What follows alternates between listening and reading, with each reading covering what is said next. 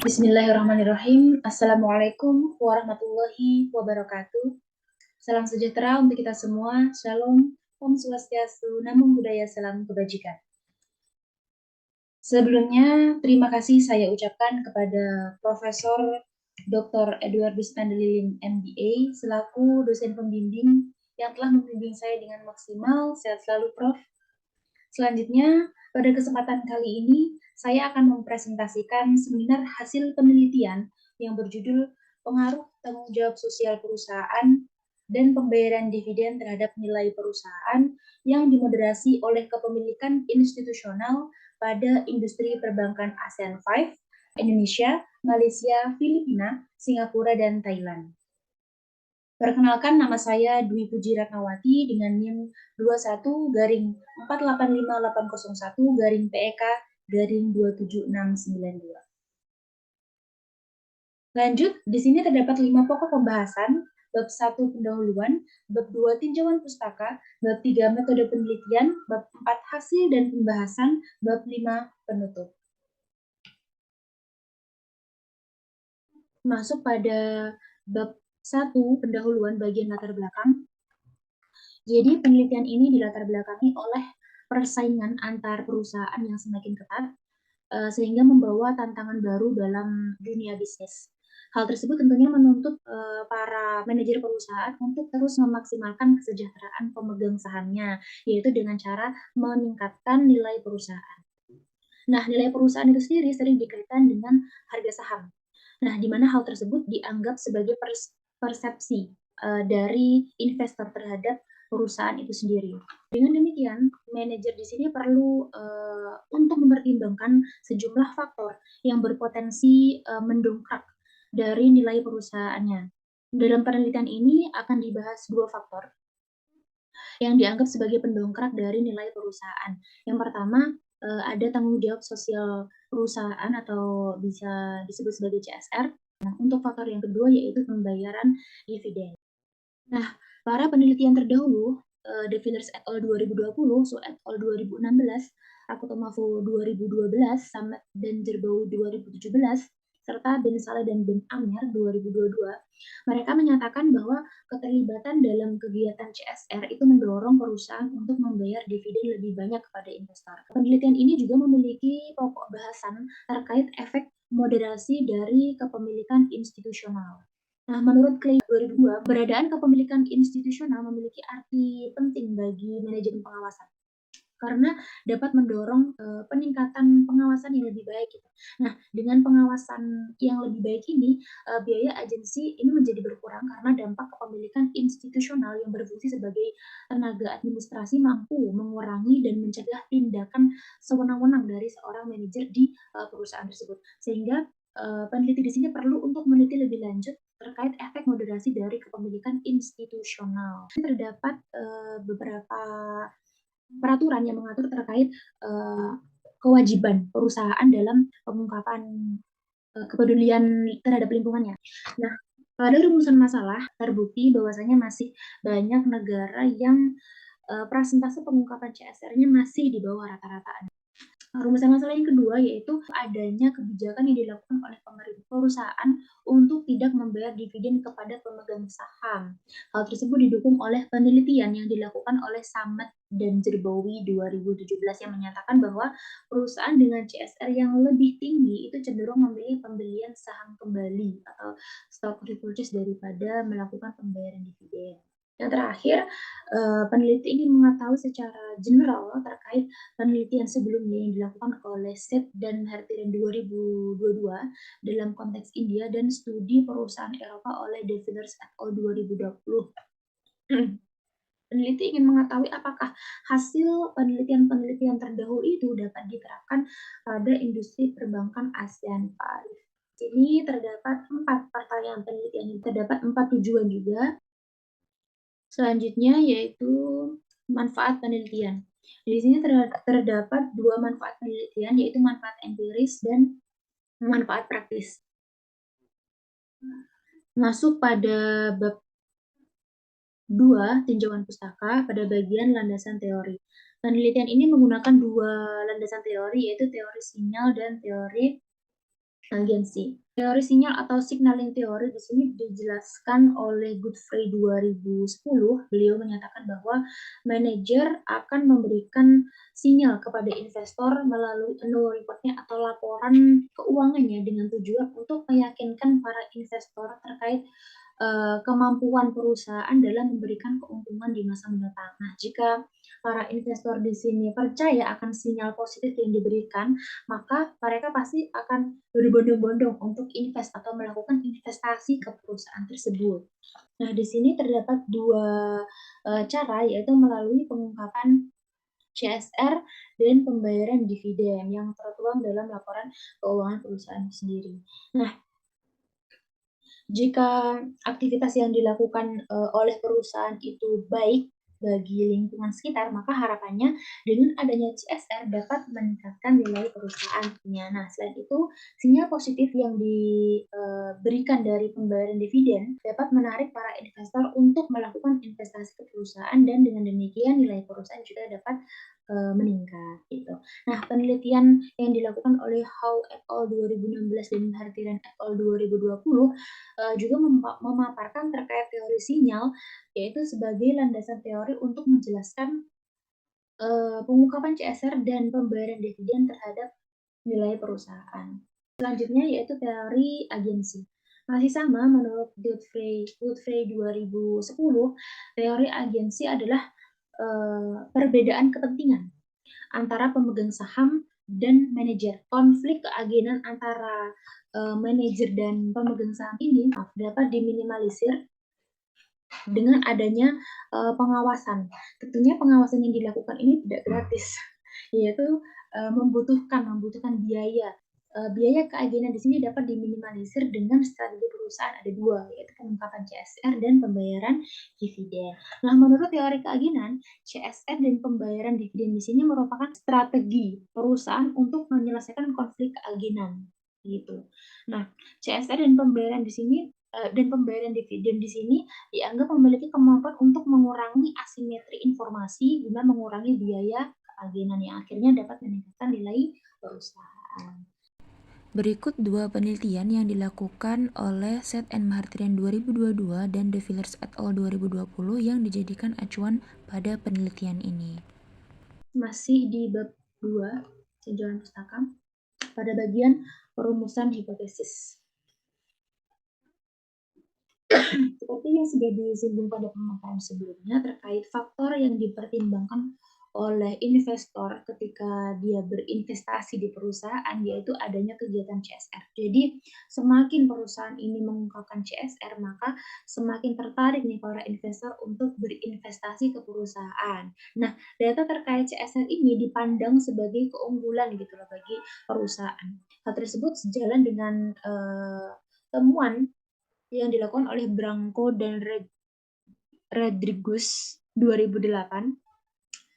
Beliau menyatakan pemangku kepentingan ini membutuhkan manajemen untuk menjamin kelestarian lingkungannya. Dengan demikian, CSR ini dianggap dapat meningkatkan nilai perusahaan dan memberikan keuntungan bagi bisnisnya, sehingga hipotesis 1 diajukan, di mana corporate social responsibility berpengaruh positif terhadap nilai perusahaan. Next, pada hipotesis kedua, menurut teori pensinyalan, pembayaran dividen di sini berfungsi sebagai sinyal positif bagi pasar. Jika pendapatan dari arus kas perusahaan ini mengalami kenaikan, maka harapannya dividen yang dibayarkan ini juga akan meningkat gitu. Artinya pasar di sini bereaksi positif terhadap pengumuman kenaikan dividen. Nah, dengan demikian banyak nih investor yang tertarik untuk melakukan investasi ke perusahaan tersebut sehingga nilai perusahaan akan mengalami kenaikan. Dengan demikian hipotesis 2 diajukan di mana pembayaran dividen berpengaruh positif terhadap nilai perusahaan. Next, pada perumusan hipotesis yang ketiga. Nah, terkait hal ini juga disinggung di pemaparan sebelumnya. Nah, teori agensi di sini kan menjelaskan perbedaan kepentingan antara manajer dan pemegang saham. Kemudian perbedaan kepentingan di sini kan bisa disejajarkan gitu kan, diselaraskan dengan adanya pengawasan. Nah, kepemilikan institusional yang tinggi secara signifikan itu dapat meningkatkan pengawasan manajerial. Nah, hal tersebut sejalan dengan penelitian yang dilakukan oleh Clay 2002 yang menyatakan bahwa kepemilikan institusional yang tinggi secara signifikan dapat meningkatkan pengawasan manajerial gitu. Nah, hal tersebut menunjukkan bahwa kepemilikan institusional di sini memperkuat pengaruh CSR terhadap nilai perusahaan. Sehingga hipotesis 3 diajukan. Next pada hipotesis keempat. Menurut teori keagenan, arus kas bebas perusahaan ini kan tidak boleh digunakan untuk tujuan manajemen jika ingin mengurangi konflik keagenan.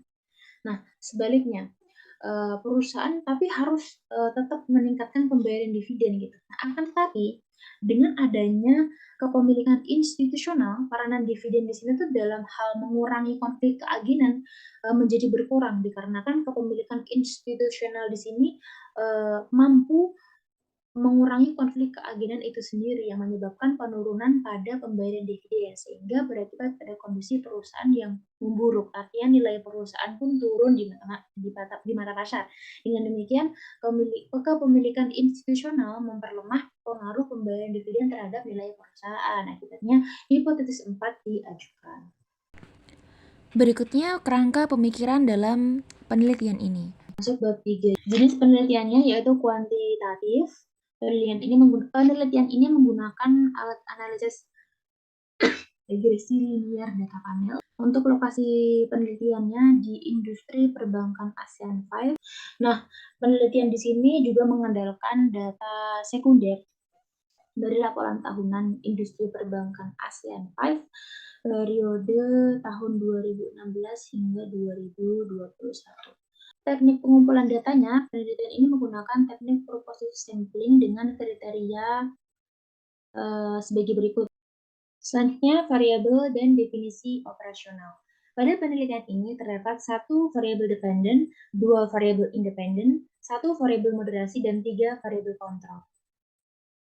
Next, model empiris sebagai berikut. Lanjut pada teknik analisis data. Yang pertama, statistik deskriptif. Selanjutnya, pemilihan model regresi data panel dan metode estimasi. Lanjut pada uji asumsi klasik. Selanjutnya yaitu melakukan uji hipotesis. Selanjutnya, statistik deskriptif. Pada tabel 4.1 statistik deskriptif, kita dapat mengetahui jumlah observasi pada penelitian ini sebesar 210 sampel atau perusahaan dengan min, median, maksimum, minimum, standar deviasi sebagai berikut. Di sini terdapat 3 model. Yang pertama, common effect model. Yang kedua, fixed effect model. Yang ketiga, random effect model.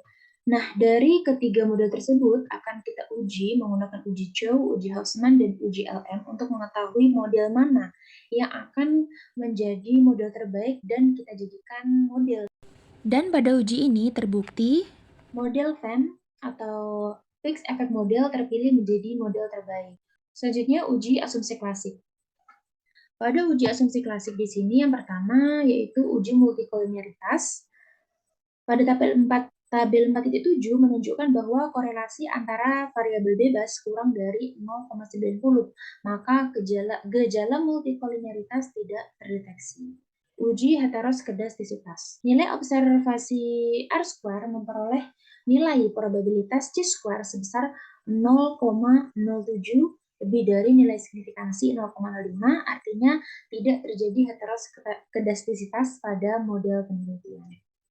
Lanjut pada uji hipotesis 1, yaitu untuk mengetahui pengaruh CSR terhadap nilai perusahaan dan pembayaran dividen terhadap nilai perusahaan.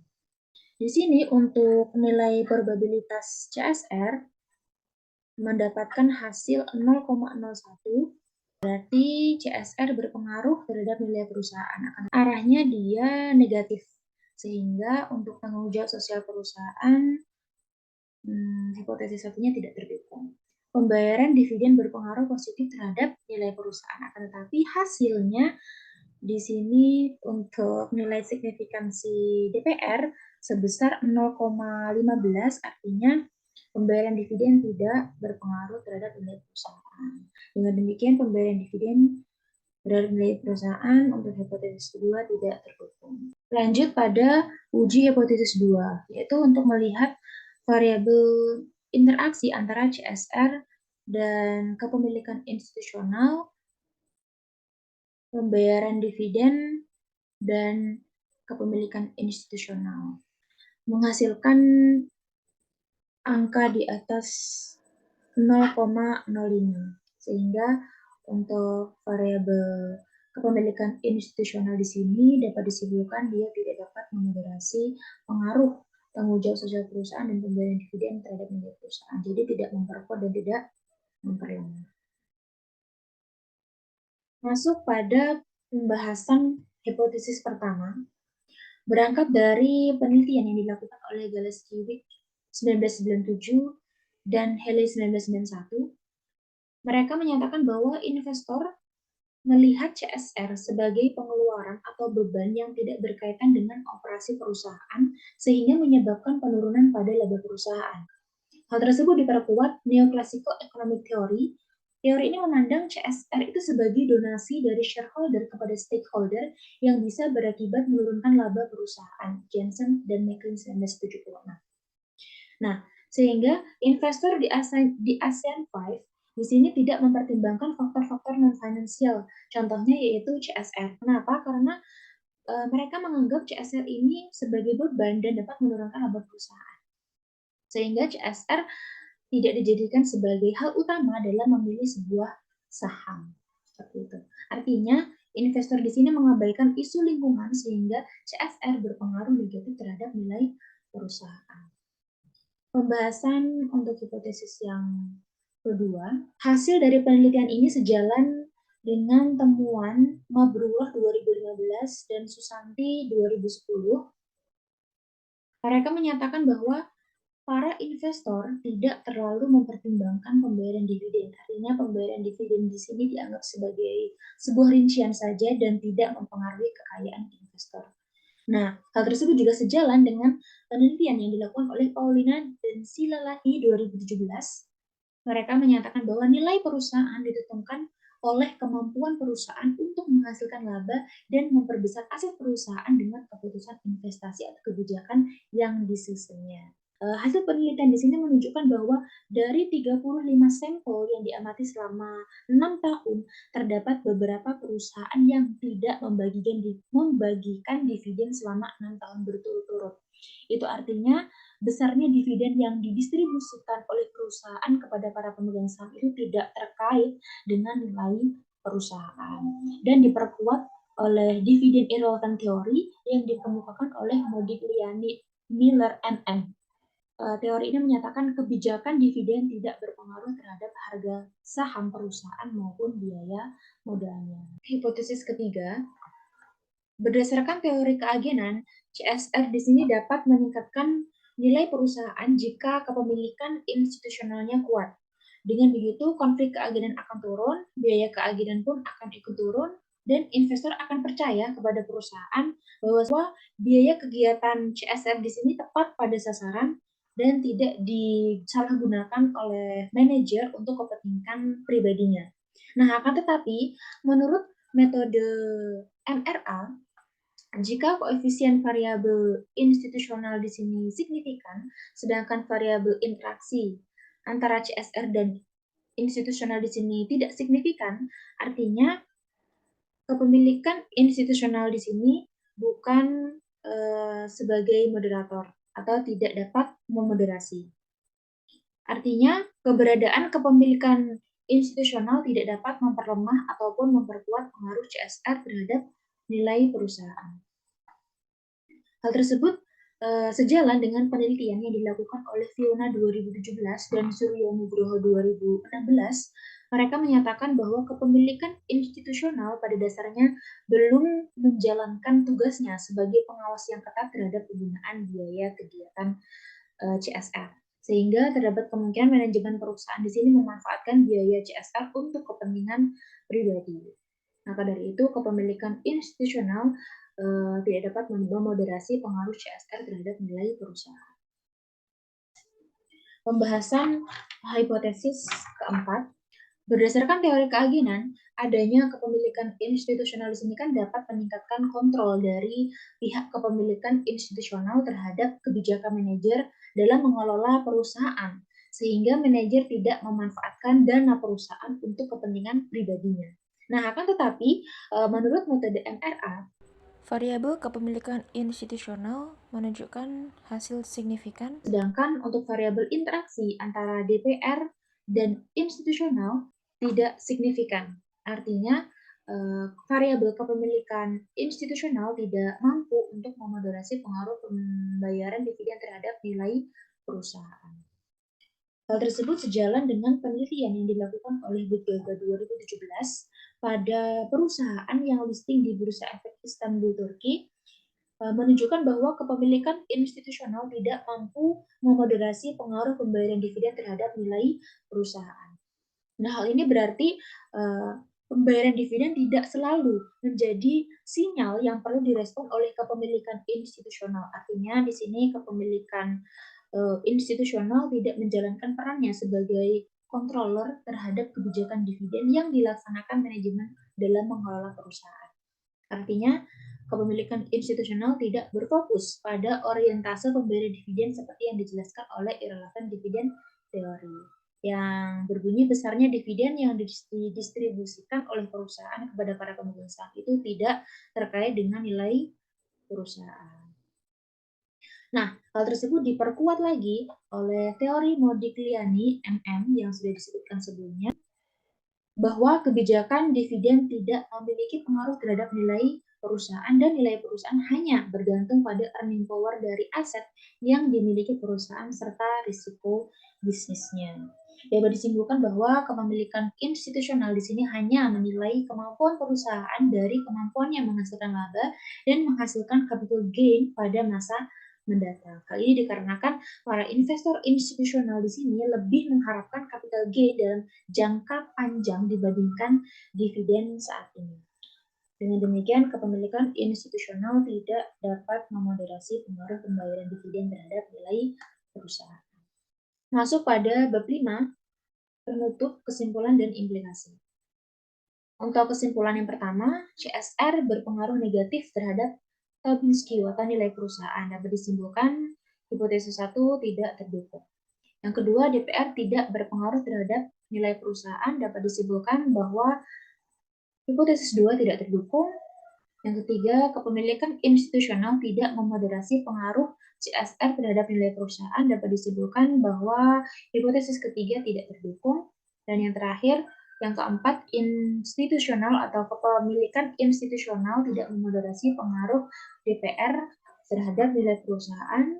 Dapat disimpulkan bahwa hipotesis yang keempat juga tidak terdukung. Untuk implikasinya, hasil dari penelitian ini dapat digunakan sebagai alat evaluasi bagi manajer supaya lebih memahami pertimbangan para investor dalam melakukan investasi pada periode yang akan datang. Selanjutnya, keterbatasan penelitian. Perlu kita tahu bahwasanya pengukuran nilai perusahaan di sini pada penelitian ini hanya menggunakan Rokes-Tobin Skew. Yang kedua, penelitian ini hanya terbatas pada data sekunder industri perbankan ASEAN 5, dan yang ketiga, penelitian ini hanya menggunakan satu variabel moderasi, yaitu kepemilikan institusional. Yang terakhir, penelitian ini tidak mempertimbangkan efek endogeneity yang dapat mengaburkan hubungan kausalitas yang sebenarnya dan menyebabkan hasil yang bias atau tidak konsisten. Nah, saran untuk peneliti selanjutnya, diharapkan dapat memperluas sampel baik dengan menggunakan cara menambah tahun pengamatan, menambah sektor perusahaan, ataupun menambah negara amatan. Yang kedua, penelitian selanjutnya bisa membandingkan nilai perusahaan dengan berbagai metode pengukuran selain menggunakan Tobin Skew, yaitu bisa menggunakan PER, bisa menggunakan PBV, dan EPS.